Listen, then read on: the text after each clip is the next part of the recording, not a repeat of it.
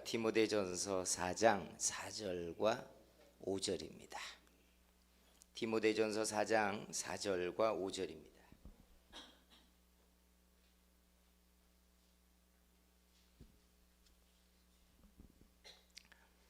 말씀 봉독해 드립니다. 하나님께서 지으신 모든 것이 선함에 감사함으로 받으면 버릴 것이 없나니 하나님의 말씀과 기도로 거룩하여 짐이라. 아멘. 하나님께서 이 감사절기에 우리들의 감사를 받아주시고 또 시간이 갈수록 감사가 더 많아지는 인생이 되게 은총과 복을 부어주시기를 축복합니다. 아멘. 기독교가 한국 사회에 미친 많은 영향이 있는데 그 중에 우리의 실상에서 눈에 띄게 한국의 문화를 바꿔놓은 것 가운데 대표적인 게 고맙습니다, 감사합니다라는 말입니다. 그죠? 심지어 돈을 내면서도 사람들은 감사합니다. 서비스를 받으면서도 서비스를 지불하는 사람이 아니라 받는 사람이 고맙다고 말하는 문화가 우리들의 일상에 이렇게 스며들어 있어요. 예전 같으면 상상하지 못할 일들이에요. 내가 돈 내고 서비스를 받는데 당연한 일이라고 생각하는데 지금은 돈을 지불하면서도 고맙다고.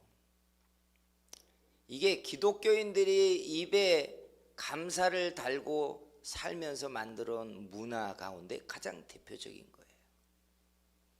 그래서 저는 이렇게 생각해요. 한국 교회가 한국 사회에 많은 영향을 끼친 것 중에 가장 대표적인 것, 그게 아마 사람들 입에 감사합니다, 고맙습니다라는 말을 하는 문화라는 것.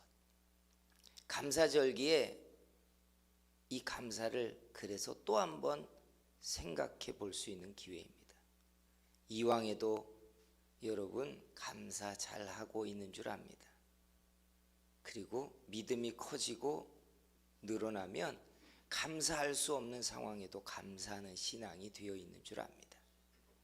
주께서 오늘 우리들에게 감사 속에 있는 하나님의 은총들을 보게 하고 그걸 가지게 하는 그런 시간 만들어 주시기를 축복합니다. 성경에 보면 감사의 절기가 두 번 나옵니다. 하나는 지금의 추수감사절 격인 맥추절, 첫 수확을 하고 난 다음에 하나님께 감사하게 했고, 또 하나는 그 수확이 다 끝나고 나서 곡식을 저장할 때 수장절이라고 합니다. 수장절에 하나님 앞에 감사 예물을 드리며 감사절기를 지키게 했어요. 그러니까 이왕에도 고맙습니다, 감사합니다라고 신앙생활을 했지만 감사절기를 통해 하나님이 의도적으로 하나님께 감사하다라는 신앙을 배이도록 하나님이 가르치셨다는 거예요. 왜? 사람들이 감사를 하기 시작하면 우리도 모르는 사이에 우리 속에 점여 들어오는 놀라운 변화들이 만들어지기 때문에 그래요. 그 첫째가 뭐냐? 사람들은 양비론을 좋아하지 않는 사람도 있습니다. 그런데 우리가 피할 수 없이 인정할 수밖에 없는 가장 대표적인 게 양비론이에요. 즉 세상의 모든 것은 양면성이 있다는 거예요. 빛이 있으면 어둠이 있고 선이 있으면 악이 있어요. 천사가 있으면 악마가 있고 하나님의 은총과 복이 있으면 한쪽에서는 재앙이 일어나고 있다는 뜻이에요. 우크라이나 전쟁이 2년이 넘어가고 있는데 그곳에서 러시아 전사자 숫자만 빼고도 30만 명이 죽었다고 통계가 우크라이나에서 나오고 있어요.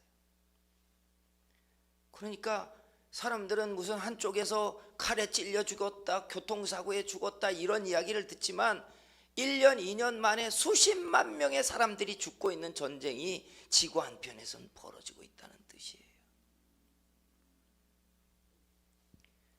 세상은 선만 있지 않습니다. 여기에 내 인생을 가만히 돌아볼 때 평안하고 번성하고 형통하고 또 평안하고 번성하고 형통하고 이런 시리즈만 계속 만난 사람이 나입니다 하는 사람이 누가 있겠어요? 제가 볼 때 아무도 형통하고 번성하고 평안하고 형통하고 번성하고 평안하고 이런 시리즈만 맞는 사람은 아무도 없어요.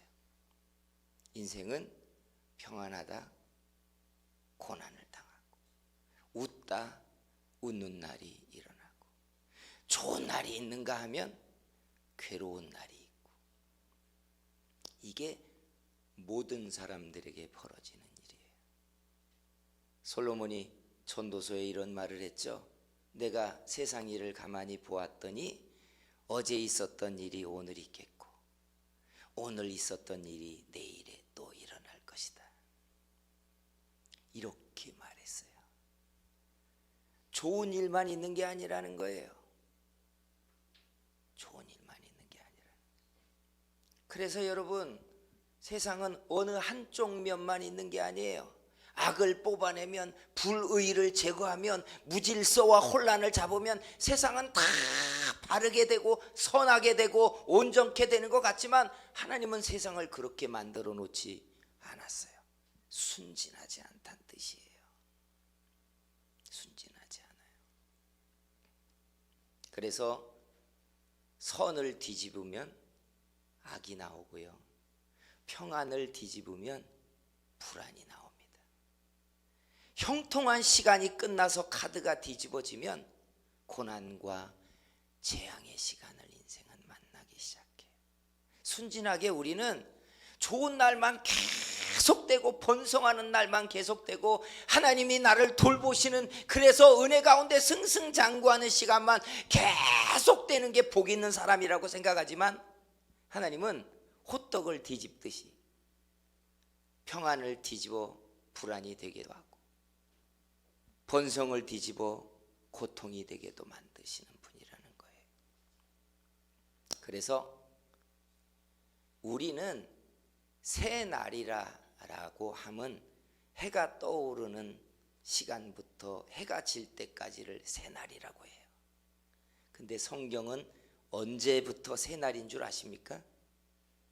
해가 지고 땅거미가 내려앉으면 새 날입니다. 문화가 다른 거 아세요? 이게 하나님이 정한 방식이에요. 우리는 눈을 떠서 해가 떠오르면 새날이라고 하잖아요. 성경은 그렇게 시작하지 않아요. 성경은 해가 지고 땅거미가 내려앉고 어둠이 찾아오면 새날이 시작돼요. 이게 성경의 날이에요. 왜요? 어둠을 재앙으로 보지 않는 겁니다. 사람들이 침묵의 시간을 필요 없는 시간이라고 성경은 생각하지 않는 거예요. 하나님의 응답과 축복은 당연히 침묵과 어둠의 시간과 재창조의 시간을 거친 다음에 열매로 일어나는 게 하나님의 복이라고 성경은 시작해요. 그래서 성도들이 감사를 하기 시작하면 처음에는 믿음 없이 감사하기도 하지만 믿음이 만들어지고 크기 시작하면 사람들은 나중에 이런 고백을 해요.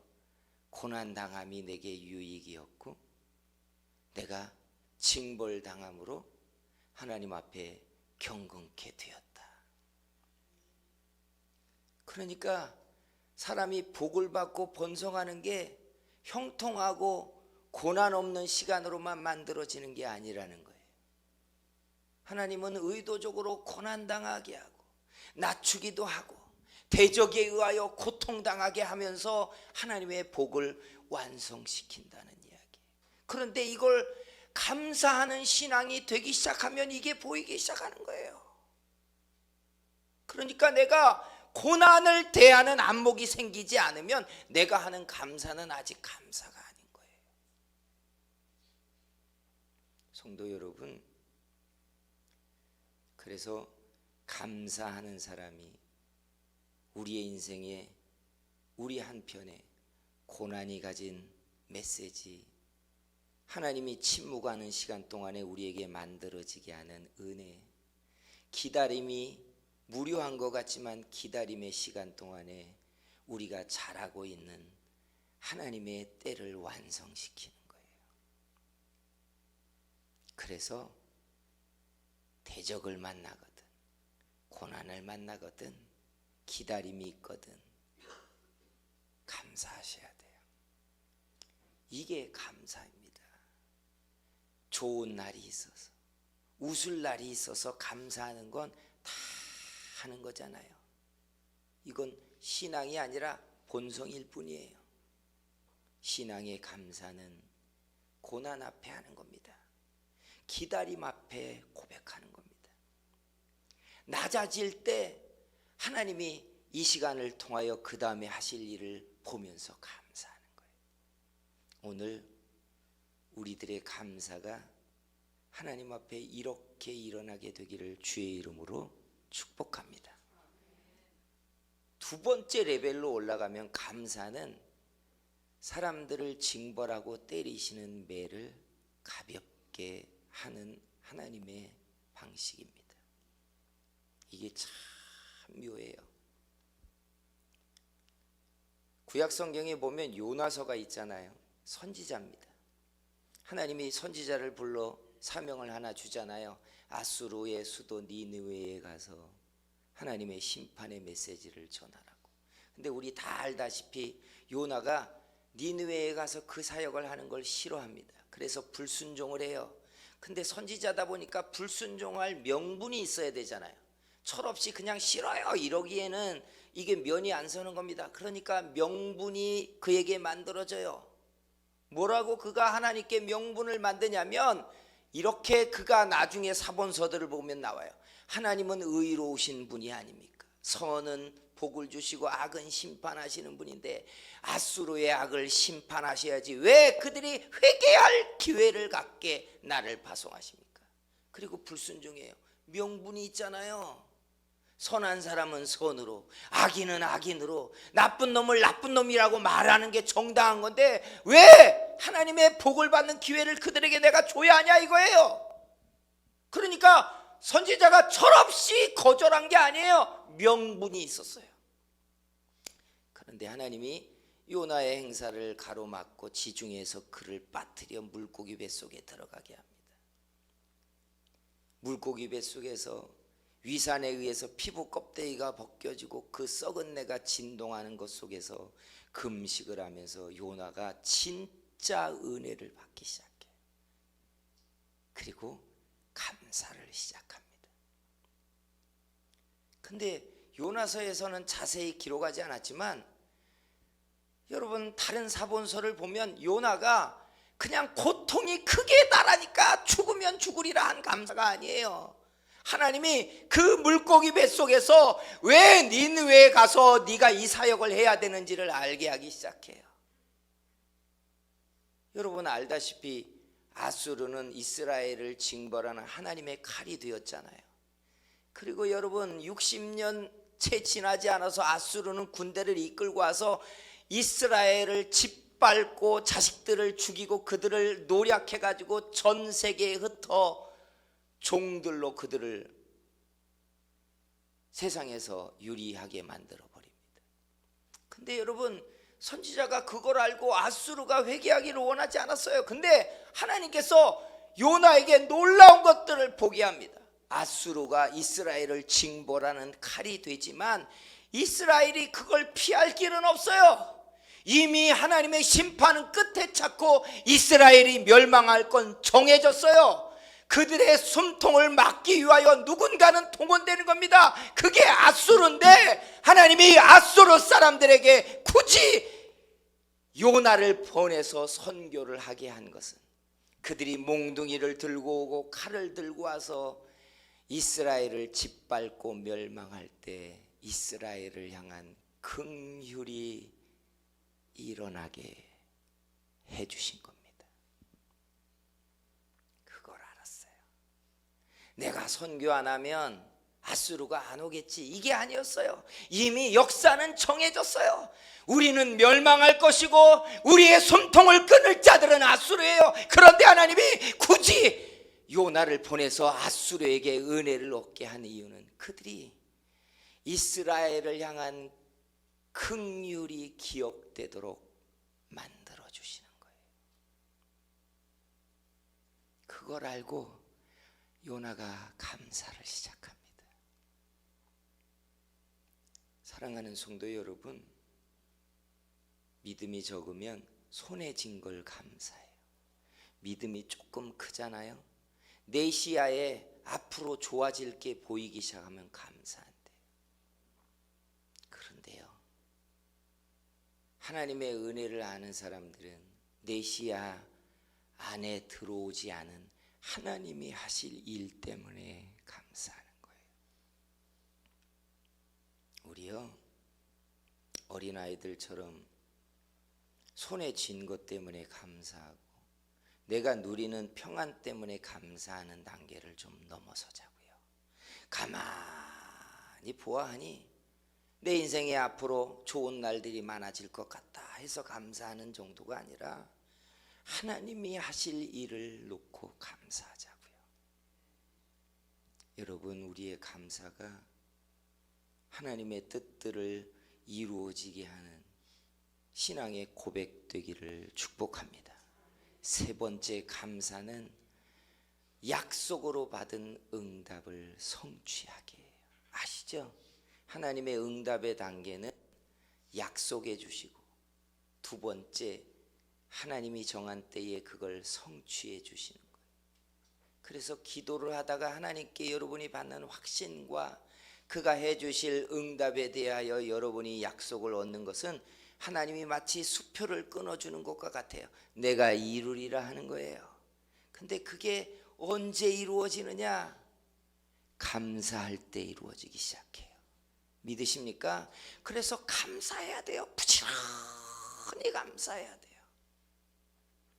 성경에 보면 아브라함이 족장이었을 때 가나안 땅을 기업으로 하나님께 얻습니다. 그런데 그 땅을 통치하고 다스릴 만한 인구도 아니고 힘도 없었어요. 그래서 나라를 세울 만큼 그들이 번성하도록 정해진 장소가 이집트 고센 땅입니다. 거기서 번성하고 이런저런 사람들 합쳐가지고 약 200만 명의 인구가 될 때까지 그들이 번성해요. 모세를 보내서 때가 차니까 하나님이 그들을 불러냅니다. 근데 가나안에 가기 전에 반드시 거쳐야 되는 경로가 광야였어요. 광야에 딱 나오자마자 무슨 일이 벌어진지 알잖아요. 40도가 넘는 떼약볕에 물도 없지, 모래바람은 날마다 불어닥치지, 아이들은 힘들다고 하지, 자기들이 끌고 나온 양과 소는 그 힘겨움을 견디지 못해서 새끼들을 유산하지. 척박한 환경에 고난이 가중되기 시작했어요. 그러니까 홍해를 건널 때만 해도 미친 듯이 감사를 했어요. 만나를 새벽에 거둘 때만 해도 하나님의 기적 속에 살고 있는 인생이어서 그들이 하나님 앞에 감사하다.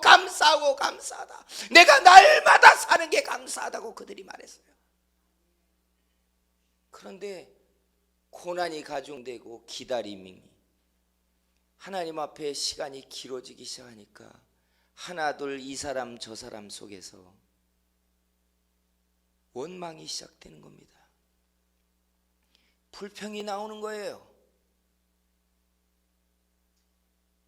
근데 원망과 불평이 급속도로 번져가는 가장 핵심이 뭔지 아십니까?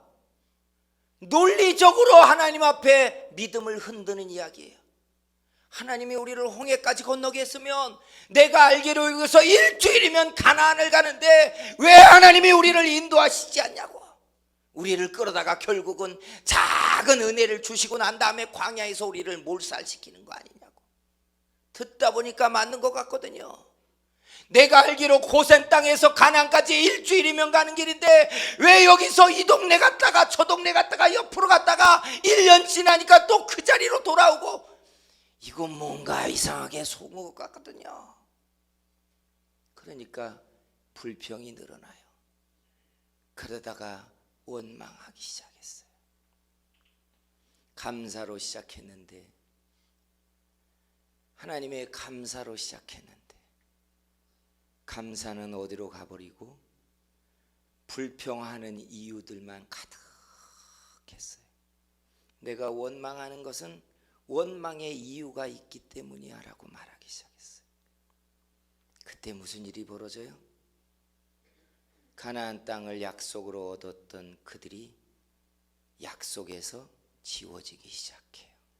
다 하나님이 그들에게 주시겠다고 한 약속을 거두십니다. 그래서 여러분, 하나님의 응답의 시리즈를 보면 약속하시고 기다리게 해요. 언제까지요? 감사할 때까지. 감사할 때까지. 그래서 믿음의 결국은 기다림이에요. 믿는다면 기다려야 돼요. 원망할 이유가 10가지가 넘고 불평하는 이유가 20가지가 넘어도 믿음으로 시작한 일들이라면 우리의 입술에서 원망이 사라지지 않게 해야 돼요. 감사가 사라지지 않게 해야 돼요. 사랑하는 성도 여러분, 감사하는 사람이 약속을 성취합니다. 그래서 감사가 사라지지 않게 해야 돼요. 감사. 우리 감사로 시작한 사람들이에요. 끝까지 감사해서 예수 그리스도를 통하여 주님 앞에 서는 날까지 감사하다, 감사하다, 감사하다, 감사하다 고백하는 저와 여러분이 되기를 주의 이름으로 축복합니다. 기도하겠습니다. 한번 이렇게 기도해 주세요. 하나님, 우리가 원망하거나 불평할 이유가 있는 사람들입니다. 이래서 나는 불평하고 있고 이렇기 때문에 원망하고 있다고 다 말해요. TV만 들면 원망하고 불평해야 될 이유가 뉴스를 시작한 시작부터 끝까지 계속 나와요. 세상은 살 수 없는 이유가 가득해요. 자살했다는 사람들에게 마치 이유가 있는 것처럼 세상에 이유는 가득해요. 뉴스는. 근데 여러분, 그러면 망하는 거예요. 감사하는 사람은 이유가 없어도 감사하는 거예요. 이 시간에 같이 기도할 때 하나님, 우리 속에 감사의 중심이 사라지지 않게 하시고, 또 하나 하나님, 이 땅에 감사하는 이유들이 사람들에게 가득하게 만들어 주시옵소서 하고 우리가 한번 주여 삼자 같이 기도합니다. 주여, 주여, 주여.